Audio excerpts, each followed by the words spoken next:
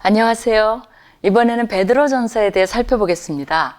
베드로전서의 저자인 베드로 사도는 자신이 바벨론에서 이 서신을 쓰고 있다고 말합니다. 요한계시록에도 등장하고 그 당시 폐허였던 느부갓네살 제국의 이전 수도인 바벨론을 말하는 것은 아닐 텐데, 그렇다면 과연 어디를 의미하는 것일까 생각하게 합니다.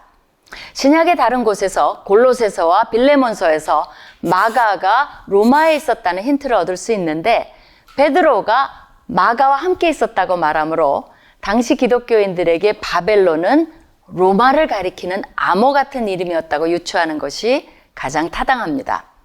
또한 종말론적으로도 바벨론은 믿는 자들을 탄압하는 상징적 의미를 지녔을 것입니다.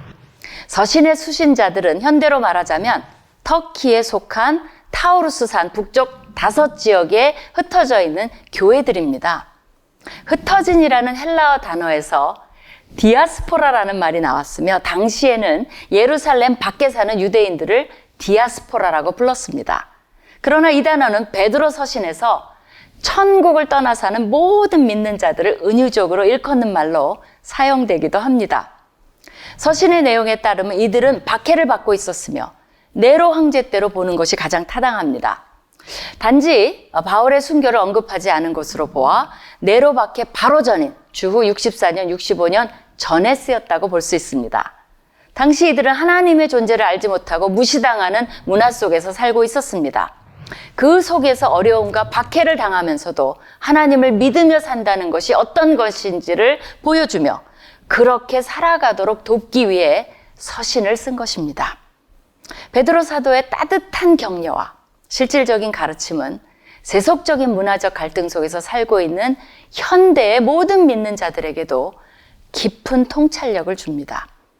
베드로전서는 적대적인 이방 땅에 파송된 그리스도의 대사들에게 쓰여진 안내서라고 이해하면 좋습니다. 베드로 사도는 올바른 모습으로 그리스도인의 삶을 살기 위해서 앞으로 다가올 영원한 영광에 대한 관점으로 현재 당하는 고난을 생각해 보라고 권면합니다. 영원에 비한다면 이 세상의 고난은 잠깐이라는 것입니다. 그러기에 고난과 핍박을 받을지라도 주도적인 믿음 생활을 하는 것이 중요합니다. 베드로 사도는 단순히 관점을 변화시켜 기독교인의 삶에 대한 오해와 편견을 극복하라고 권면하지 않습니다. 그보다 우리의 신앙이 예수님께서 우리를 위해 고난 당하셨기에 우리도 그의 고난을 생각하며 이겨나가야 한다는 핵심적인 진리에 근거해야 한다고 제시합니다. 하나님을 위해 살면서 당하게 되는 고통은 예수 그리스도의 고난에 참여하는 것이며 다가오는 영원한 영광에 비하면 그 기간은 잠깐이라고 가르칩니다. 사도 베드로는 구약 속 하나님의 백성들과 현재 교인들과의 유사성을 부각시킵니다.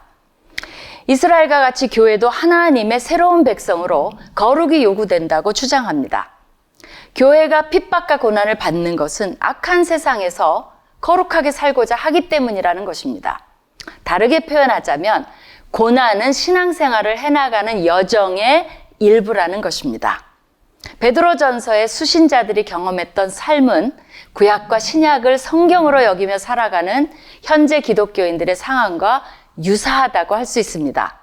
하나님의 백성은 의를 위해 고난을 받아야 한다는 전제가 있기 때문입니다. 그뿐 아니라 이집트에 살았던 요셉이나 바벨론에 살았던 다니엘처럼 성경은 하나님의 백성이 이 세상에서는 나그네라는 사실을 다시금 분명히 합니다. 그런 의미에서 서신의 수신자들을 거류민과 나그네 같은 사람이라고 칭하는 부분이 더욱더 우리에게 와 닿습니다.